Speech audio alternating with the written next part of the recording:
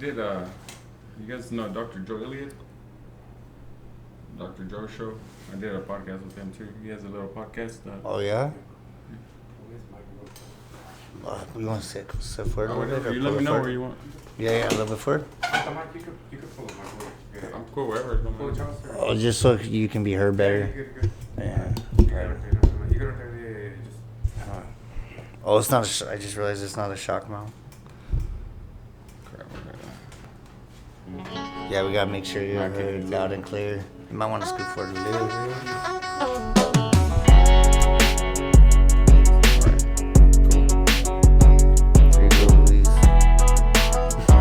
I'm over in the corner. I can't go nowhere right here.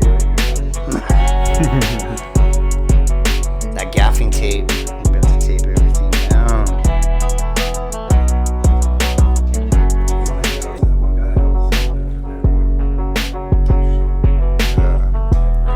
Oh yeah, he helped us out a lot, dude.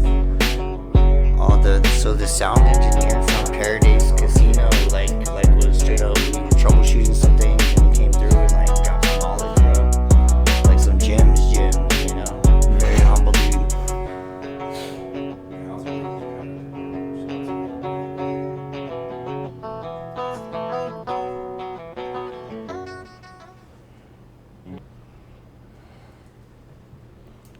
Yo, what up, everyone? Welcome to another episode of Offbeat and Unfiltered Podcast. This is your boy, Louis D, and today we have a special guest in the house. Yo, Lithik, you want to introduce our special guest?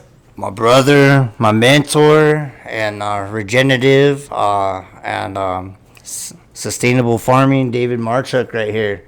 He's here to drop some gems on healthy food, healthy soil, and healthy inputs. We're going to go ahead and hand it over for him to say hi. All right. Appreciate you guys for having me. Pleasure to have you here, bro. Thank you for joining us on the podcast, bro. Absolutely. And, you're here to drop some jams on some agriculture and a few other topics, bro. Give us a little background history on yourself, bro. All right. So I grew up in here in Yuma. Was born and raised in Long Beach, California. Moved here when I was about a year old. Father got murdered out there in Cali, so we moved over here and lived here until I was about 20, and then I joined the military. Did that for 10 years. Said I'd never come back to Yuma, and here I am. So did that, and then started an ice cream business, Solano's Homemade Ice Cream, and it was that business that really opened my eyes to the inputs that are in our food. For example, the artificial, the unnatural things that are being put in our food today, you know, like chemical stabilizers, emulsifiers, preservatives, colorings, flavorings, all these different chemical additives that were being put into our food system. I started trying to get away from this stuff in the ice cream business, and I learned that there was really nowhere to acquire this wholesome food that I was looking for. So that's when I decided to take this into my own hands and start learning about, you know, regenerative and organic agriculture, raising my own animals, and, you know, growing my own food. And from there, I just fell in love with it, and this is, you know, where we're at today. Nice. Would you like to give us a little rundown on what regenerative farming is? Absolutely. So there's this book that I recommend people read. It's Fukuoka is his last name. Japanese farmer, One Straw Revolution. And the best way I can describe this is as follows. When you take a man-made input to produce something, that's called manufacturing. When you take what nature gives you to produce food, that's called farming. So what happened is we left the era of farming food, and we've become manufactured food is what we're consuming. So the issue with regenerative is that when you manufacture food and chemicals in a lab to produce food, that requires a lot of carbon footprint, an extreme amount of energy, and also mining the earth for minerals. And so really it's a heavy footprint on the earth, and also it destroys the soil biology, and it also makes the soil unproductive. So the soil becomes dependent on it. So imagine like you taking artificial, say, hormones, right? Your body quits producing those hormones naturally. So similarly in soil, when you add these chemical inputs that are not sustainable or regenerative, because they take a tremendous amount of work and inputs to produce, we end up with a host of problems that later we have to invent more chemicals for. So regenerative is basically taking what nature gives you and producing more food. And it's another example I could give is this: when nature gives you something, God gives you something, He always wants it back in return. This body we're in, we got to give it back one day. The very next breath that we take, we got to give it back. So soil, it gives you organic matter, and what it wants in return is organic matter, not chemicals. So the basis of regenerative farming is giving the soil back what it gives you, just like an equal exchange. You take a breath in, and you got to give a breath back, and that's just the way regenerative farming should be. It should be taking what nature gives you and putting it back in. So it just creates this sustainable cycle of growing food. So working with nature and its ecosystem and biodiversity instead of destroying it with salts and tilling and other more mainstream methods of agriculture, or should we say manufacturing, as you Manufactured said. it. You're right on with that. So the thing about sustainable farming is that it's something that is getting attention, but a lot of farmers are used to their own systems of farming, and they're more system-based, but we got to get back to our roots. Yes. And put people first, because right now it's profits first. And yes, in so many ways it's more profitable to cut corners and use chemicals, but we're putting the interest of our pocketbooks before the interest of human health.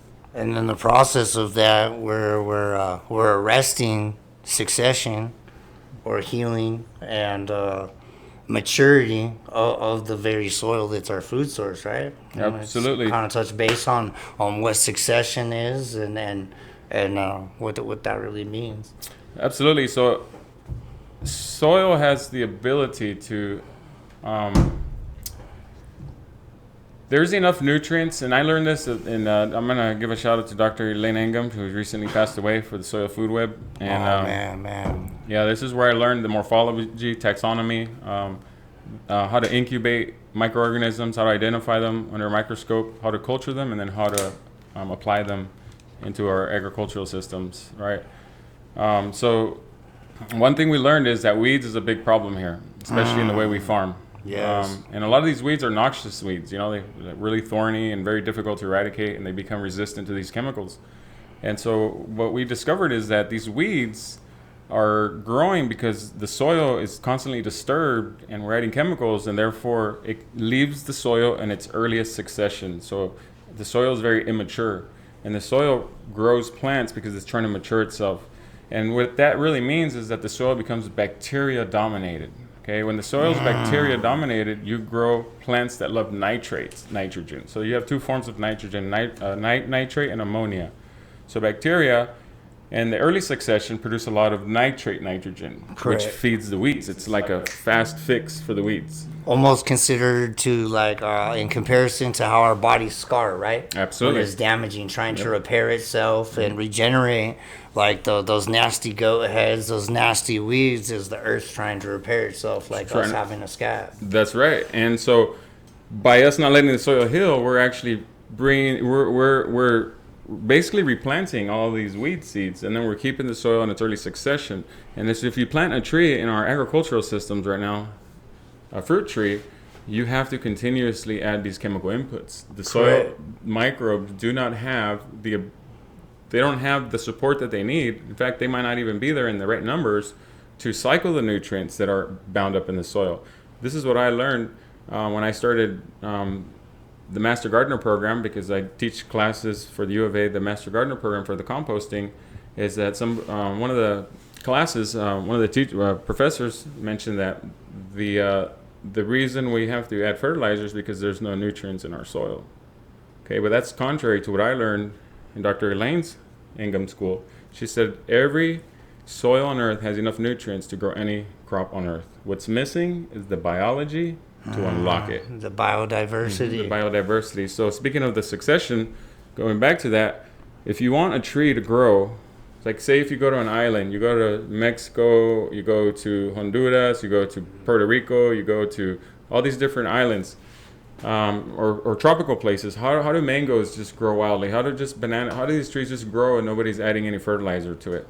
What it is that the soil has become mature, and so it's not bacterial dominant anymore. It becomes fungal dominant. So if you look at an old growth forest, if you look at a prairie, grasslands, the most productive soils on earth that have zero human intervention, they've tested these soils and they've found all of them are under 1% nitrogen, phosphorus, and potassium. Basically, there's no nutrients in the soil. So a modern day agronomist would prescribe adding so many tons of each element into the soil to make that soil productive. And really what's missing in that soil is just the proper biology to unlock it. But here's the way I relate it with biology. When a natural disaster happens, what happens?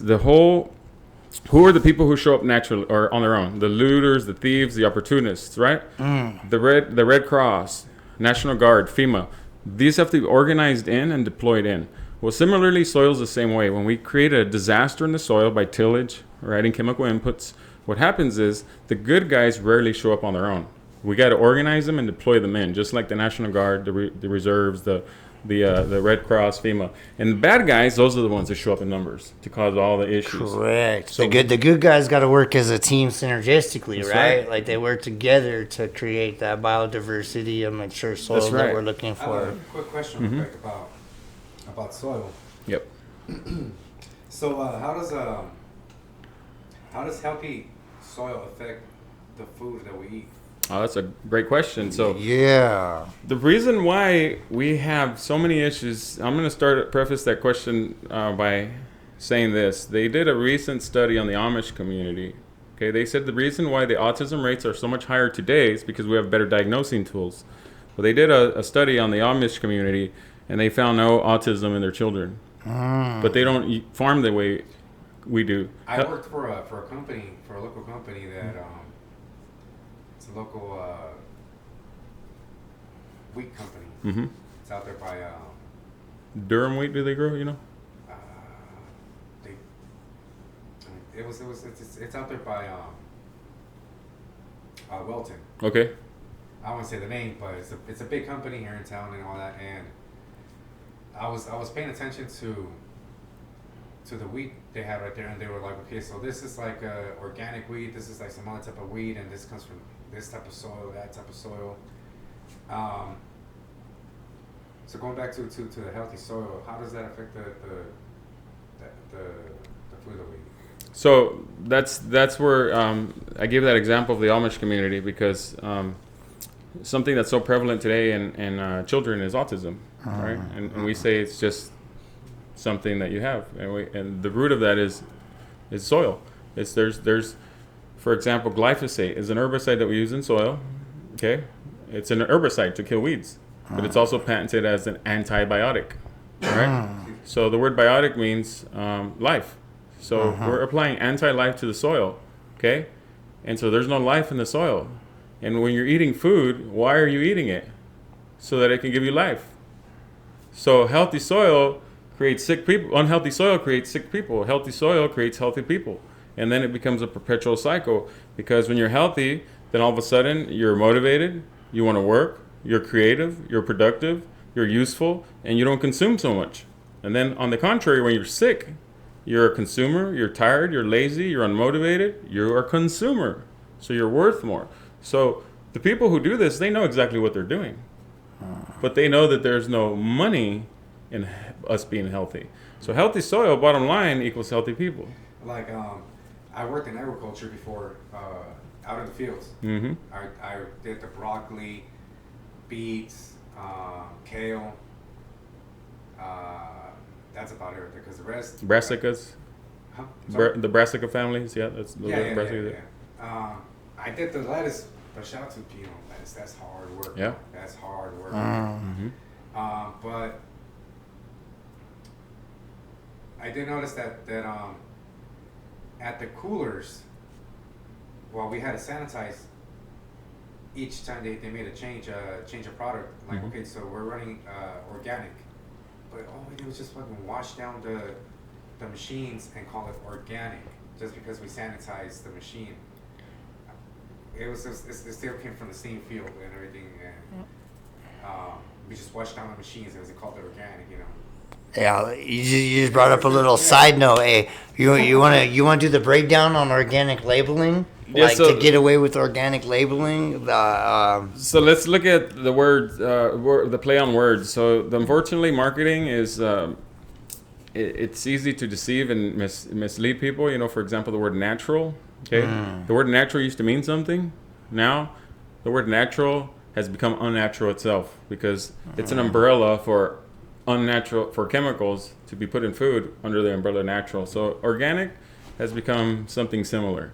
It's just a word that fools people, and then they keep changing the word. So before it was cage-free, then for organic, then cage-free, then grass-fed, pasture-raised, and they just keep doing this nonsense to people because people are becoming aware, right, of these of what's in our food. So instead of fixing the food, they just fix the marketing words, you know, to trick people. Like even some of those organic juices and stuff like that, like they have to have a certain percentage of the catalyst has to be organic, and then they are required to label it separately. But you can have USD organic approved food labeled stuff that has properties and ingredients within it, preservatives and whatnot, and it's not truly organic. Nope. It's just it's a marketing tactic without truly giving you healthy inputs. And Yep. truly the only way to do that, I've learned from this gentleman sitting next to me, is by doing it ourselves as a community, and people being educated on the differences and the amount of ailments and sickness that can. Food is medicine. That's one thing I learned working at the greenhouse, is that what we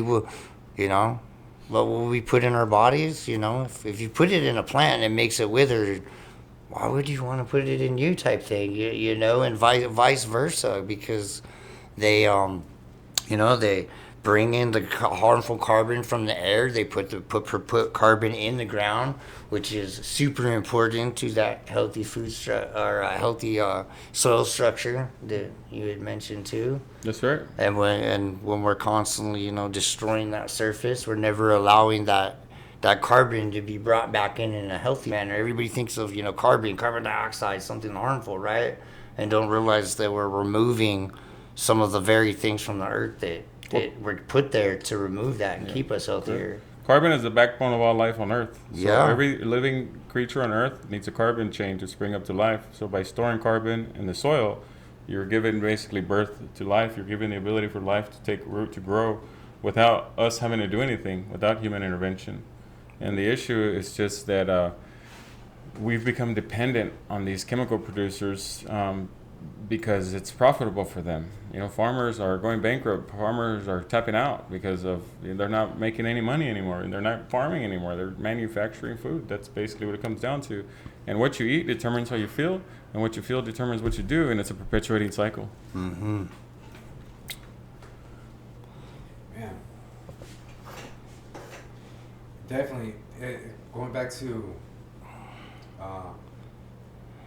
okay, so if you're on your healthy note, you're going through your healthy cycle right now. It is true. Your body does perform shitty if you're putting shitty food into your body. Yep. Okay, you could be going to the gym, you could be working out, doing this and that, but what you're putting into your body, it's very, very important. I mean, there is that, like, I worked at GNC for 2.5 years, and I know a lot of the stuff on there wasn't all that, let's say, organic or healthy and all that stuff, but I mean, it did help. I used to buy some of the greens, the green line they have right there was pretty decent, but it had all those colors, all those dyes and all that shit and all that, but I was like, okay, it says organic, but it has all these colors and dyes and all that stuff. Yeah. It's hard to eat healthy. I mean, it's hard to be healthy. They do, that's on purpose. That's by design, though. Bro, it's expensive to eat healthy. I should say. Yep. It's by design. Yep. Yeah. No accident. The best energy drink I've ever had was vegetable The juice. the Turmeric. No. When we did the Beets. when we were doing the Bakashi teas, and we mixed that with the lactobacillus. Oh, yeah, You remember, and shook it up in the water, just a little bit of the KMF lab, style farming, nutrients that we made. Like we were actually able to physically consume that and get the same energy, and naturally, and that's what our plants want, because if we give that to our plants, we get it back. That's because you're putting biology into your body, and you are biology. You see, here's the thing about soil: you can have the perfect chemistry in soil and still have diseases and pests to deal with. Okay, Correct. You can have poor biology in the soil. Okay, and if you have poor biology in the soil, you're going to have all these issues. So biology trumps chemistry because biology produces chemistry. So you can have really strong biology in the soil and have high bricks, which is the sugar content in your plants. Yeah. Okay, and high bugs bricks. cannot eat your plant. If your plant has Yeah. a certain level of bricks, between like 14 and up to 20, you can't. Your bugs will physically die if they eat your plant. But here's the thing: if you're a living organism, and I put earthworms, because I breed earthworms, and I put them in your hand right now, they're just going to sit in your hand. They're not going to do anything because your body's emitting signals saying I'm alive. I'm a living organism, so you're not going to decompose me. But the minute I put it on a dead body, within 3 hours, they already start to eat away at the flesh. Why? Because that body's sending signals out saying I'm dying. And plants are the same way. When plants fall below a certain level of bricks, they start sending signals out to the decomposers saying, decompose me. And here they come to decompose. But if your plant is like the human body, if your immune system is where it needs to be, go ahead, COVID, go ahead, flu, go ahead, be around me. It ain't going to do nothing to me because the reality is that my body can resist it. And plants are exactly the same way. So healthy soil creates healthy plants, and then therefore, no need for pesticides. None at all. Because they No. repel the plants. Pesticide, herbicide, insecticide, viruside, genocide, suicide, homicide, it all means to kill. What are we putting this into our bodies and for what? Yeah. That's for what? Money. Because Money. it's making people a lot of money. Because you got to buy the crap, and then when you get sick from the crap, you got to buy more crap. That's a good business model for them. And it's the same people who are making this crap are the same people who are supplying us the chemical solutions. The medicines, It's like, big you know what, pharma, dude? it's one big Check it out, circle. dude. It's like you go to let's say you go to you're on your break, and you get some lunch, and you're like, fuck, I'm gonna okay, there's Walmart. I could walk my ass to Walmart real quick and get myself, a bag of lettuce, or with some fruit and whatnot, or pack your own lunch like that, right? Mm-hmm. Or it'd be like, you know what, I'm just gonna go down the street to drive through real quick and get myself a number one, a number two. By design, That sounds convenience. a little more bomb, that sounds a little more bomb. But then again, you're gonna feel it later on. Oh, Like, yeah, hey, oh, yeah. You won't be able to take a shit at a certain age. No, it's like bricks, bro. If you're not physically Bricks, active, yeah. if you're not physically active and all you just do is just chill, Yep. Yep. you gotta Yep. be physically active. And that's by design, bro. But if you eat like crap, you don't want it. You don't feel like being physically active. Yeah. You don't feel like You feel it. lazy, right? Yeah, Yeah. you feel like crap. lethargic, brain I fog. just had a number one from this place. Oh, I just want to chill, watch. That's right. Oh yeah. Whatever, It's all by design. Pizza used to be like It's my so favorite cheap, thing bro. in the world, Yeah, but yeah, oh so no. it's like, you go to drive through, it's like, oh, we got this meal today, this month, and it's whatever, $5.99, Yep. and you go to Walmart or whatever store, and you're like, fuck, I'm gonna get this watermelon already cut up, and this side salad with this whatever other side you want, and it's Yeah. gonna be like $12, $15, almost $20, and you're like, God damn, I should have gone to drive through. And you're right, they just make. The funny thing about that is too, and it's something that this gentleman taught me, is that when you're actually consuming inputs like with true nutritional value, you actually eat less. So a lot of the stuff like in mainstream grocery stores lack that nutritional value. Yep. So we tend to overeat. We eat more. I remember making like the cottage cheese with a little bit of the like the chia seeds, and Chia then, seeds, yeah. and then there was oh gosh, what was it that we were doing, man? And I remember just eating a small little bowl as a treat with some fresh fruit, and I would be like full because of what was the flat. There was flaxseed in it There's as well. protein, there's fiber. You're getting, And then the moringa powder and other things. yeah, when your body gets what it needs, it doesn't nag at you. But the thing is this, you go eat a hot dog from Circle K or whatever gas station, a soda, and then like an hour later, you're hungry because your body got the macros it needed, but it's missing the micronutrients. And you see the macronutrients are large nutrients, carbohydrates, fats, and proteins. And that's what nitrogen, phosphorus, and potassium is to plants. The macros, the large nutrients. Then the micronutrients are, your iron, your calcium, your manganese, your magnesium. Those micronutrients are responsible for the inner workings of your body, your blood, your bones, your hair, your teeth. And similarly, it's in plants. The structure of the plant, how rigid the stalks are, how strong the plant is internally. That's why people who are iron deficient are anemic, because it's a micronutrient.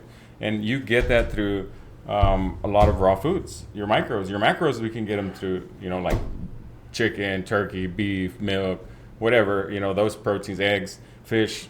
But our micros, we have to get them from raw foods like veggies and fruits. Like, we have to do that. And if they're sprayed to kill, but then you eat them and it kills all your microbes in your body, and you're like, well, I'm eating healthy and I don't understand why I still feel like crap. Well, it's because you're consuming so many chemicals with your healthy food. And that's where us having to grow our own food comes into play, because you're not going to contaminate the food you're feeding you and your family and your kids and your community. You're not going to do that.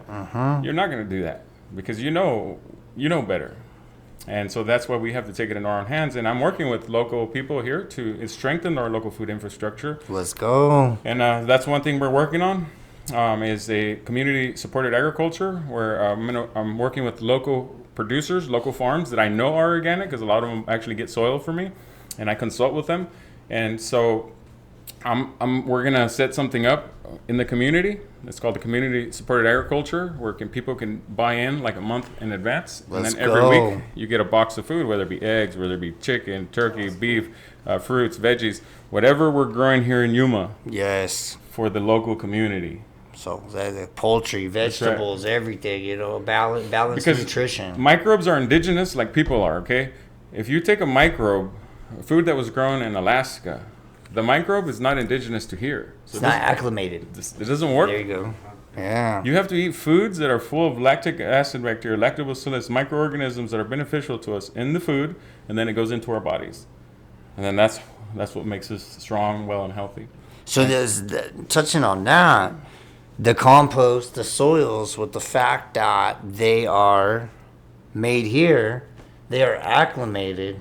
And then you use that to grow food here, and then now you eat that food here. Yes, instead of, buying soils and things from that's pre-bagged from That's a different area and climate that has different requirements for that microbiology to thrive. That's right. Whereas if it's done here, made here, it's for here, and it's going to produce good inputs for the people here. That's right. And that's the way God made the system to work.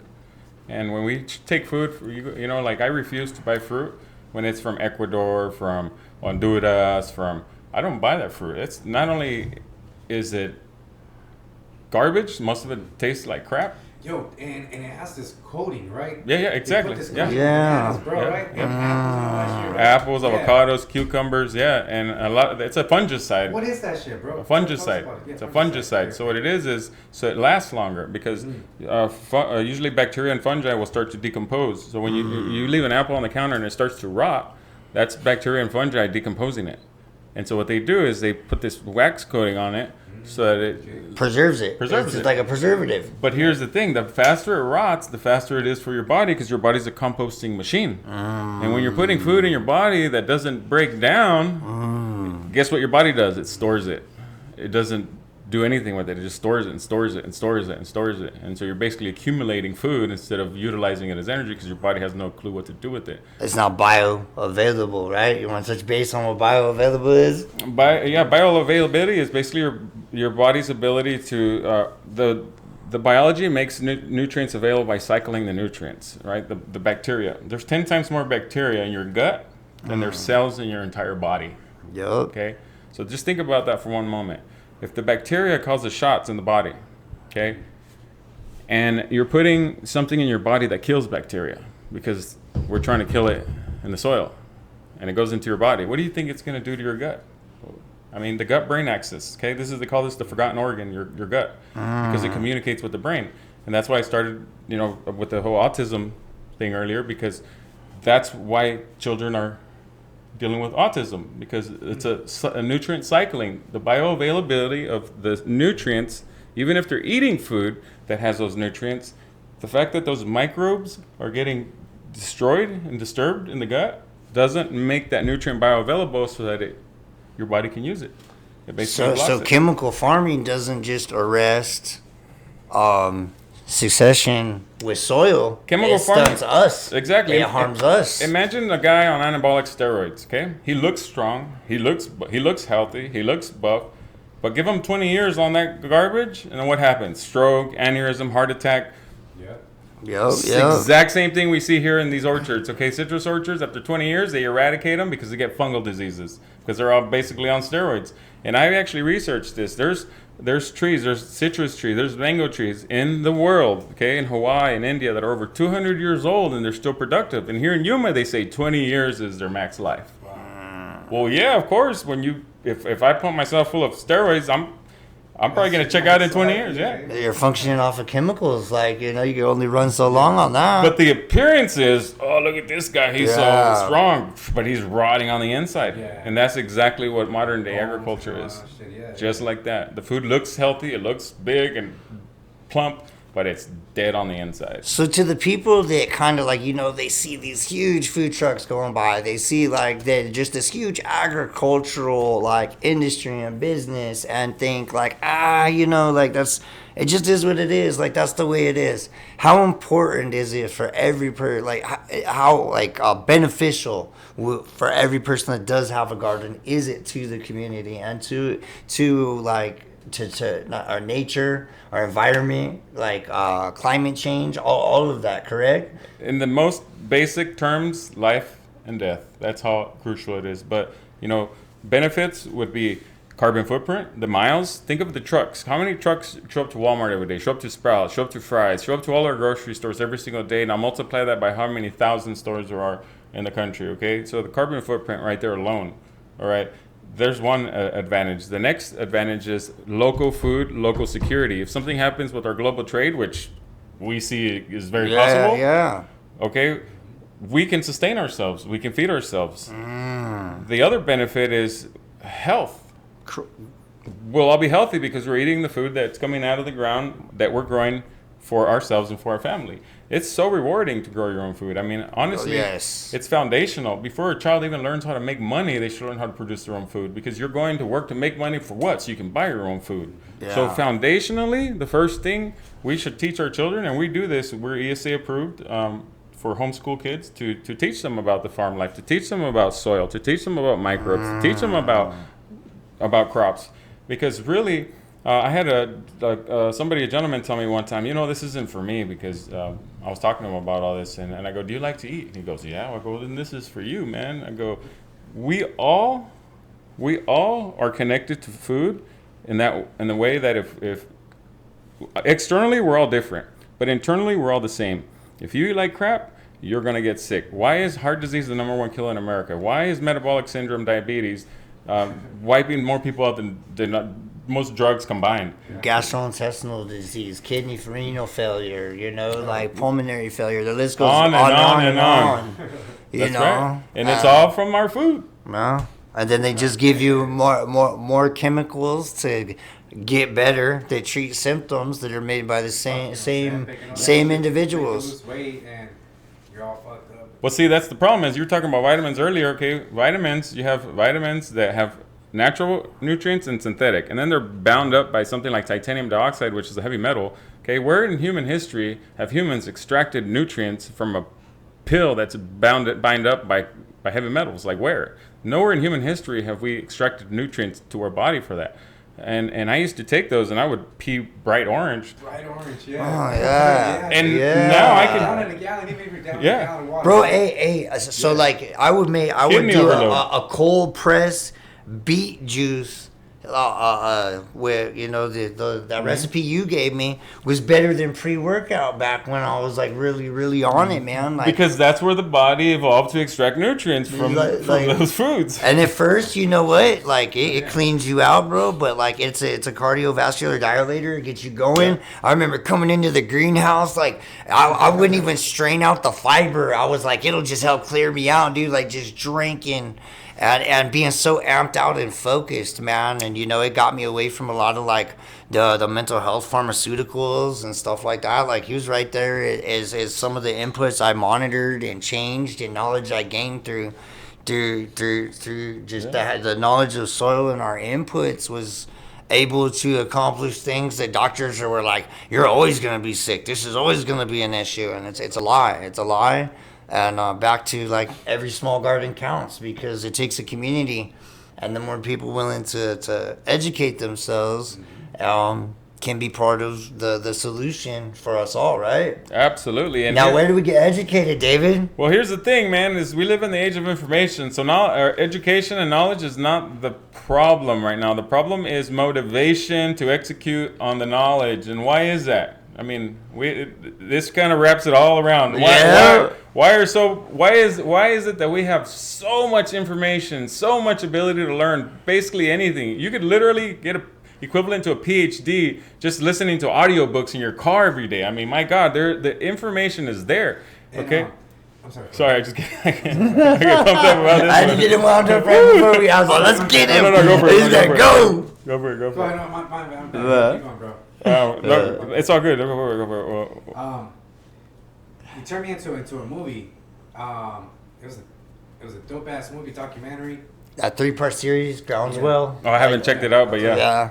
That's pretty. It's pretty much like it's a crash course on regenerative farming, and they're like completely changing communities in like in Africa, Uganda, the Sudan, like where the Sahara is just continuing to expand and wiping out like entire communities.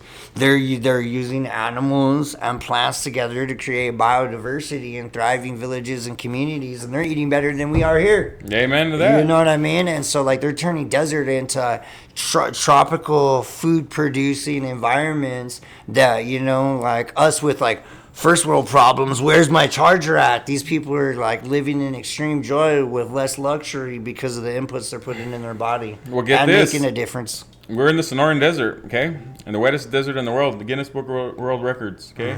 And there's no reason why, if we were to create regenerative, sustainable agricultural systems here, why we couldn't turn this whole desert into a tropical oasis. Like, we have enough water, but it's because of the way we mismanage our resources, unfortunately. But going back to the knowledge part, to the learning, I'm going to leave you guys with a few names that I think are really important that will steer you in the right track. The first one is Dr. Elaine Engum, the Soil Food Web. Absolutely. Okay. And she runs an online school that is super valuable. It took me about a year to get through that course. Yeah. But everything from identifying soil biology to looking at it under the microscope, not just the beneficials, but also the pathogens. And I can tell you right now that I've asked some people at the local university what the good guys look under the microscope. And these are PhDs, and they have no clue. And they don't even know what the good guys look like. They only know what the bad guys look like. And it's like, well, if there's bad guys, there's also good guys. Why aren't we putting more emphasis in studying on the good guys? Why? Because they know that once they unlock all that, they're not going to need all this other garbage. But so that's Dr. Elaine Engum. The next one I want to leave you with is John Kempf, KEMPF, Advancing Eco Agriculture. He's an Amish guy. He does a lot of podcasts, but never shows his face.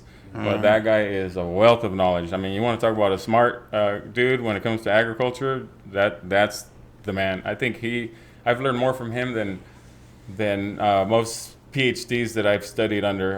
The other one is Dr. James White at Rutgers University, and it's called the rhizophagy cycle. And he illustrates how plants, farm their own microbes to feed themselves the same way we farm animals to feed ourselves. It's super fascinating. Dr. James White, Rutgers University, the rhizophagy cycle. Dr. Elaine Engum, the Soil Food Web. and then John Kemp, Advancing Eco-Agriculture. And those three people have had a huge influence and guidance for me as far as like learning and my path in this journey of learning modern day, regenerative, sustainable agricultural systems without chemical inputs. There's more people you can learn from, but those three I think are foundational to me. Absolutely, as far as learning. absolutely. So I would recommend, if you're interested in learning about this, check those three people out. And like I said, the information is there, man. It's what's missing is the motivation to execute it. And it's no secret why so many people are unmotivated when we have the access to pretty much anything you want to do. But the problem is, again, motivation. Yeah. So I'm sorry. What was it? go for it, bro. Go for it. I know there's a couple you really want to do. Yeah, earlier you were touching on steroids and all that, testosterone and all that boosters. I was eating a lot of spinach for a fight. I used to do a professional pro MMA and boxing too. And when they tested me, they're like, "You tested high for testosterone." And they asked me, "What's your diet like?" I was like, "Well, I'm eating a lot of spinach." They're like, "That's why." So, spinach is a natural kind of testosterone booster. Yeah, pretty much all real food will be, because cholesterol is required for testosterone production. So eggs, right? Fish, boron, zinc. So nuts, legumes, fish, and definitely your greens. In combination, like not to be funny or anything, but I can tell you, as I stand today in my 40s, like I can wake up in the morning like a teenager. All right, because of my diet, and all through my 30s, I thought I had lost that. I was like, "Oh man, I'm just getting older. It's a natural process." But dude, as I enter in my 40s and I've made a lot of lifestyle changes, it's like I'm going back to my 20s again, and I'm like, physically, I'm starting to feel like that, and I'm like, "Wow, I never knew that. I thought I was just declining because I was getting older, and my hormones, my everything was just." I was told after 25 we start going downhill, and I believe that. Yeah. And praise be to God, because that's really where all this started happening for me, is me seeking God and asking God, where do I need to go in life? Because everything that I do is a selfish pursuit for myself. Like where is the need great, God? And I prayed about this. I prayed about it, and God just opened my eyes to this and revealed this is where the need is great, and in our food system, because it affects everybody. It affects every single person. The Bible does give you not a strict diet, but a diet you should follow. Oh, yeah, for sure. The Bible clearly illustrates. Proverbs 23 says, "Do not eat the food of a greedy person. Do not when you sit down and dine with the ruler. Consider carefully what is before you, and get a knife into your throat if you're a man given to gluttony." It's basically saying back then the only people who could afford junk food were royalty. So if you sat down to eat with royalty, don't eat that food because it's junk food. This was being told to us since back in the day. Don't eat the food of a greedy person. Who are these people who are feeding us all this garbage for greed? The Bible's telling us since back in the day they're warning us about this stuff. And then it also illustrates what to eat. It tells you in Leviticus 7, it tells you what meats to avoid. It tells you what to avoid because they're unclean meats. Okay? And then it says all fruit-bearing seed was made for the consumption of man. So it's pretty clear, like if you read the Bible, on what we're supposed to be consuming and what we shouldn't be consuming. But that's just thing is people look at the Bible as this, especially the way I did. I guess I shouldn't speak for people. I speak for myself, because before I started reading it, it was more like this book of like fairy tales and stuff. But then when I started looking at it more as like a book of guidance, like an instruction manual, it changed my life. It changed my life because I started making small changes, and somebody asked me once, they're like, "Well, how do you know the Bible's real?" I go, "Look, man, when I started my ice cream shop, I bought all these books, okay? I didn't know how to make ice cream. And I started reading these books and applying the techniques that these books told me to apply. And when I did that, I got the results that the book said I would. Similarly, when I started actually reading the Bible, and I started in the book of Proverbs, and I started applying these things, my life started changing the way it said it would. So I didn't need no scholar. I don't need no theologian to tell me the Bible's true. For my own experience and my own doing, I've discovered that God's word is real, and it's there for all of us as a protection to guide us, to give us protection and guidance. And that's really what it comes down to. It's not to restrict your life. It's not to make you less than what you are, or to control you, or to, no, it's to set you free from the burdens that the world tries to put on you, from the junk, from the man. We're being bombarded right now. I mean, our clothes, our cosmetics, our food, our entertainment. Why are so few people questioning the unnatural state of things? Like that's what hits me in the heart. Like why? Why are so few people questioning the unnatural state of things? Even the word natural itself has become unnatural. Yeah. And the Bible said that. It said in the last days the good would appear to be bad and the bad would appear to be good. Boom. You know I'm bad. Who started that song? Michael Jackson. And we turned that word bad now into good. Oh, that's bad, bro. So even our verbiage, everything's it's a trip. So what can we look forward to come in? I know you mentioned the subscription boxes, like locally grown, sourced, healthy inputs for people. What do you got going on as far as soil and like where can people reach you like to whether it's consultation for amendments, soils, like where what's that looking like in the transition of everything right now? So for the past 6 years or so, we've been doing the DMF living soils. Yep. But Yes, sir. due to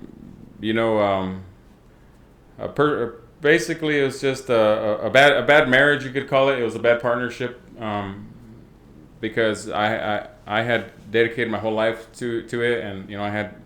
My other partner was basically all disconnected from the process to the max, and so it created a big conflict between us. So we decided to close down DMF Living Soils and restart it as Southwest Soil Solutions. So that's what's to come is Southwest Soil Solutions, and we're going to be more focused on like small, also not just soil, but like nursery and also doing landscape because.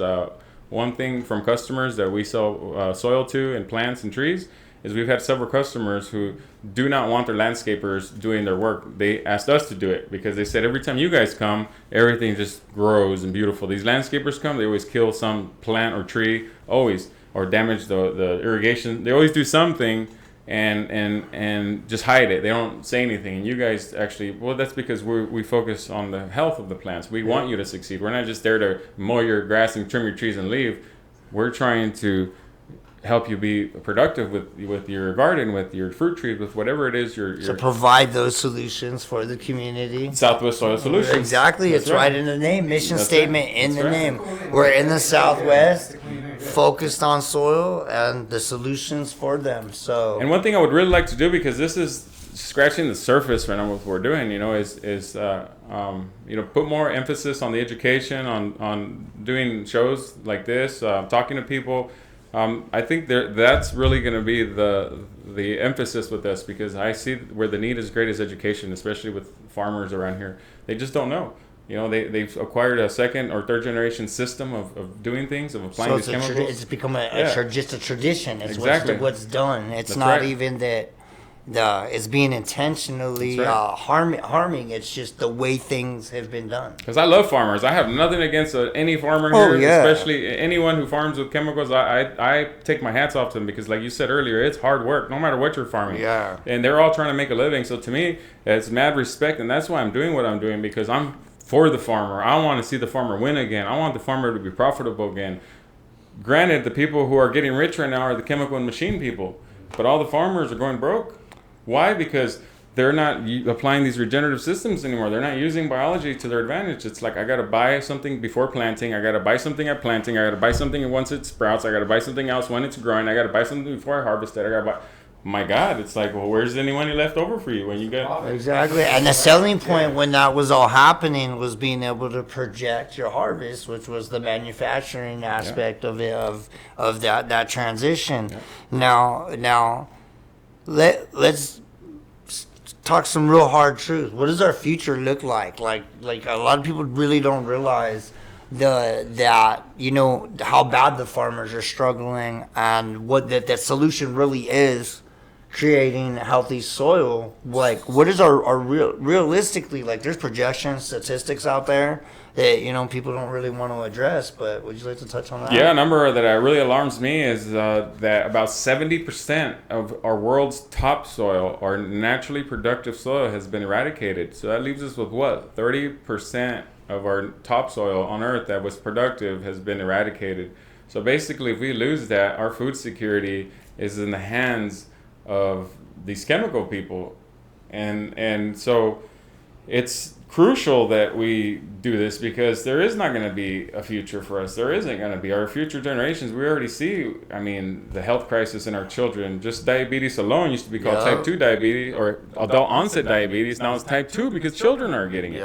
I mean, this is what we have to look forward to if we don't make changes. And the people that are lining their pockets are well aware of that. You know, FDA approved lab grown meat and everything else. They're prepared for this to happen. Yeah. Where, you know, so the future's bleak if there's not some education and everyone realizing that we can make a difference, each and every one of us, with us, even with just a small garden, right? Absolutely. That's the way it's always been since the beginning of time. I mean, we've documented time. I mean, how have we grown food? It was never a global industrial system. It was always local food, local food infrastructure.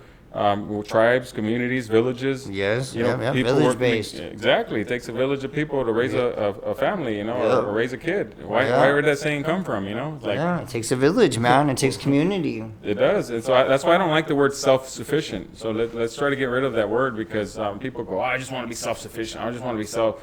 That's baloney, bro. If you're self-sufficient and you break your ankle or you end up sick, where's your self-sufficiency?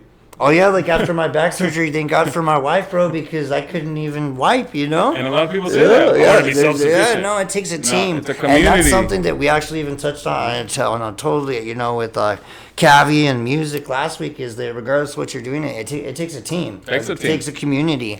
If Jesus needed 12 people, and he had power in nature, who the heck are we to think we don't need a team of people? But Yuma being the you know, it's known as the lettuce capital and everything else, like that doesn't have to go away. It's just that the way we approach agriculture definitely has to change. Like, here's one thing I want to throw out, because you brought that lettuce thing up. I did a trial with Dr. Bindu. She's now in Guam. She's not here anymore. She was the plant pathologist at the U of A. Okay, I was going to do a trial on lettuce, on Fusarium wilt. That's a fungus that destroys our lettuce crops here. Okay, I set the protocol. Okay, I was going up against trials against Fusarium, against other chemical companies here in Yuma, which I will not mention names, and I was the only organic-based trial. Well, I gave her the protocol. I told her when to apply the tea, how much to apply, how much compost per acre, per bed. And I gave her the whole protocol, how to do it. Well, she calls me back and says, we're going to scratch this trial, because the people who are running the trial, they're purposely sabotaging it so that they can show that it's going to fail, so that they can keep pushing their chemicals. So she says, I'm going to use all these things in my greenhouse. And she said, and then she reported back to me a few months later, and she says, I'm happy to report that we used all those your tea and the compost in our greenhouse, and it's the first year where everything produced fruit all year round. And she says, I know this is the solution to these problems, but the problem is these people who are running these studies and these tests are purposely sabotaging this. It's rigged to continue to fund the pockets of genetically engineered food, you know? And it's I wanted to throw that out there. Yeah. I wanted to throw that out there because that is exactly what's happening right now. Like there's a reason that, like, when you eat something like junk food, it triggers emotions. That is a chemical reaction, and that is not natural, you know? That is designed to be that way, you know? That's it. Once you pop, you can't stop. They handed us a lie with the catchphrase. Monosodium glutamate, MSG. Yeah. Yeah, that's what it does. It turns off gremlin, so your hormone that tells you you're full. You just keep eating, and then it opens up your savory notes of, like, you keep eating a Cheeto, but it's like you're eating a steak in your mouth. Like it fools you. Like, emotionally attached to that bag of Cheetos. I've been there, bro, and I've also seen the other side of changing inputs, and that was like the most eye-opening experience ever. That, like, you know, I just, you know. Anyone who ever wants to be, like, focused, motivated, like, go with the glow, to the point where people are like, who is this guy? Just change your inputs, man. That's something I'm definitely moving back towards and feeling it already. From just the things that we choose to put in our bodies, they it's also contagious as well. When people see one guy doing it, they're like, Yep. oh man, like, okay. The only thing that's really hard about it is actually getting up and doing it and learning. And the only way you're gonna learn is like, yeah, like it takes time to build that biodiversity within your gardens and stuff like that. But with the right individuals in our community, that it makes that more accessible. Between the actual inputs, amendments, the soil, the compost, it's all native to this area and acclimated, and then the knowledge that David's not just gonna sell you a bag of soil, guys. He's gonna drop some gems of knowledge because he wants you to succeed. See, that's why I volunteer for the U of A Master Gardeners program, because we take house calls, and there's no garden too small, there's no job too small where I'm like, oh, hey, I only have 2 trees, and something's going on with them. Oh, why would I want to? I'm not going to make any money doing that. To me, that's not. Of course, making money is important in the aspect that we got to support our family, and it's necessary. But if that becomes the priority, not people's health, not fixing these problems, then I just become part of the problem again, not the solution. So we really need to put this out there, and it's cool because we see a big movement of people. A lot of people are into growing their own food now. After COVID, it just blew up. Oh yeah. Yeah. And that's amazing to see. In fact, that's what landed me in the greenhouse was COVID. Right. Hey, COVID was one of the best times of my life, guys. Anti-vaxxer right here. Changed inputs and slid through it. Yeah. Yeah, that's my next project, dude. Right here in the front, dog. I need to get rid of the big ass bush right there, and get that big ass pallet. Put that plastic under, get some of that soil from you, bro. Yeah. And I don't know, just grow something right there in the front. Dude. That's the way to do it, and it's so easy. Believe it or not, it's not hard, man. A lot of people, it's like, man, it's not that difficult. Like, it really isn't. Of course, if you need a science degree to grow your plants, it's difficult. You got the pH, the EC, and how much. Dude, if you get the biology in, you don't got to worry about all the chemistry, the pH, and all this. Our pH is really high here in soil, our alkaline. Our water is really high. Tell me why I'm growing blueberries. Okay, blueberries require very acidic, super acidic. Blueberries are like low pH. But it's the microbes, the bacteria and the fungi will buffer the pH. They'll leave organic acids and glues that will either alkalinize or they'll stabilize the pH to make the nutrients accessible to the plants. You don't have to go in there and add sulfur and super 0.520 super acid, to try to stabilize the pH in the soil. That's all nonsense. You don't need to do all that. It's just like trying to take artificial testosterone. You don't need to do that. If you fix if you fix your diet, if you fix your inputs and your lifestyle, your body will regulate itself. Of course, there's extreme issues, where people maybe have accidents or they had some kind of prostate cancer or my buddy, he got his thing tied. What do you call that? Vasectomy. So that affects his testosterone. Oh, does it? Yeah. So he's on TRT for that. So there's exceptions for sure. But the problem is we got a little headache or a little sniffle. I want to take an antibiotic. Or I'm a little tired and unmotivated, so I'm going to go take some testosterone. Bro, how about you fix your diet first and give it some time and work out? And we eat 2 ways, okay? We eat with our mind and our mouth.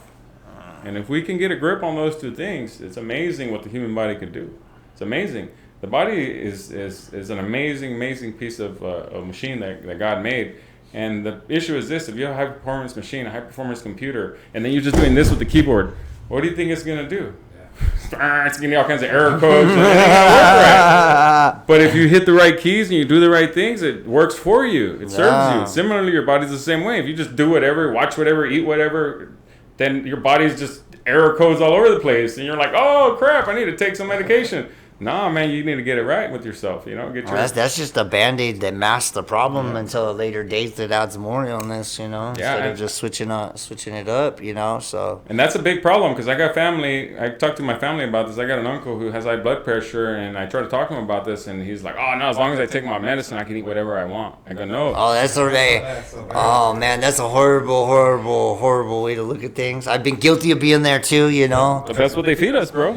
But yeah, that's the lie that's sold to us, and it does not have to be that way. No. So we have the power, okay? We do. We have the buying power. We do, and we need to acknowledge that. The corporations don't have the power. The government doesn't have. We have the buy. We're the ones who make the decision to buy. But they know by hacking into our brain and creating these chemicals in the food that make you hyper addictive to it, they know that you give your power away. Yeah. And that's what they're doing. They're trying to take your power from you because now you're a slave to that because you're like, I want it, I need it. And somebody tells me no, I'm gonna get pissed off. It's like in a drug. What's the difference between a diabetic and a drug addict? Nothing. They both got sick by putting something into their body they couldn't control. That's true.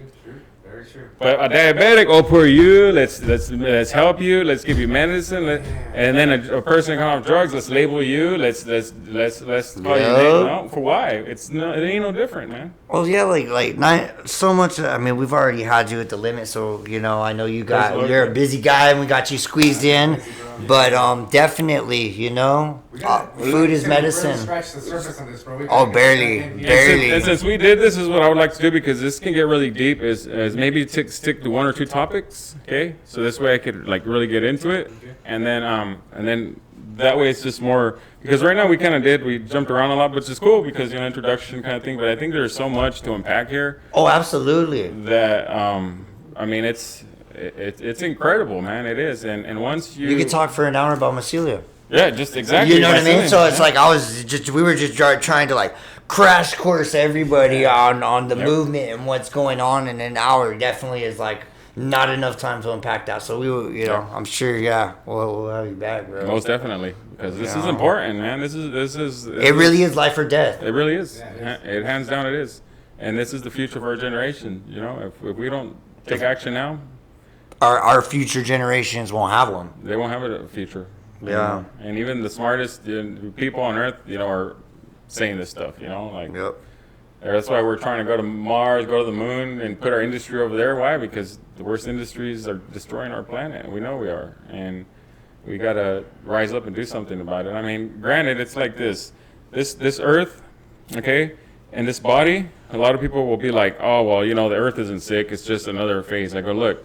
You have rivers and streams for circulation in the earth. You have veins and arteries in your body. Your body's 3 parts water. The earth is 3 parts water. The tides rise in the morning. Your hormonal and fluid levels rise in the morning. Your lungs look like tree branches because there's a gas exchange between them. Okay, the area above your shoulders is infinite. The area above the earth is infinite. If you look at the human body, there's bacteria in your gut that takes in organic matter and nourishes your body. There's bacteria in soil that takes in organic matter and nourishes plants. Tell me, what's different between this small earth body and the big earth body? Right now, what's the number one reason people die? Heart disease, circulation issues, right? What's happening to all the rivers on earth? Circulation issues. Circulation. What happens to the earth is happening to the man. Pay really close attention. You cannot separate yourself from that. And we have to make that a point, is to understand that we are an extension of this bigger earth. You got to treat this planet the way you treat your body. Stewards. Yep. Good stewards. That's all we are, stewards, because one day we got to give it back. Absolutely. One day it's all going back. You're not keeping that person you see in the mirror. That's not you. That is a vehicle that's taking your life somewhere. If I rent a car and I pop the tires, I break the glass, I scratch it all up. You think if I return it, they're going to want to give me another one? Nah. Same thing with this body, right? In the scriptures, we're reminded, your body is God's temple. You destroy your body, God will destroy you. We got to be a steward of this body. We got to take care of it. And if you don't, you ain't getting no more body. So, yeah. That's what it is, bro. It's a temple. It's a temple.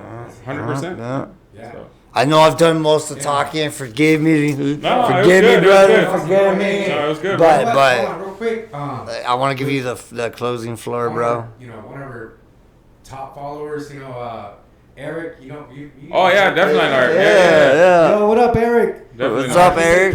He came in late on this one. He's going to go back and rewatch it, but he says, what up? Shout out to the guys out here, He was invited tonight. And Eric's a wealth of knowledge, too, man. He needs to come on here. Yeah, yes. And on the podcast, and we're going to rock this one on the next one, bro. Let us know your schedule. And Eric, we're going to get with you, and we'll set that up. Have both of you guys on the podcast, and Yeah, that'd be cool, man. Yeah, No, Eric's that would be really dope. Yeah. and I really appreciate his love for growing, and then also what he does. Hats off to him. Awesome garden, Yeah. And his contribution to the community. He's a firefighter too, man. Hats absolutely. off to him. So appreciate him. And Hey, that's a good example. He has a beautiful garden, works hard, long hours. There's no reason why we shouldn't all have a garden.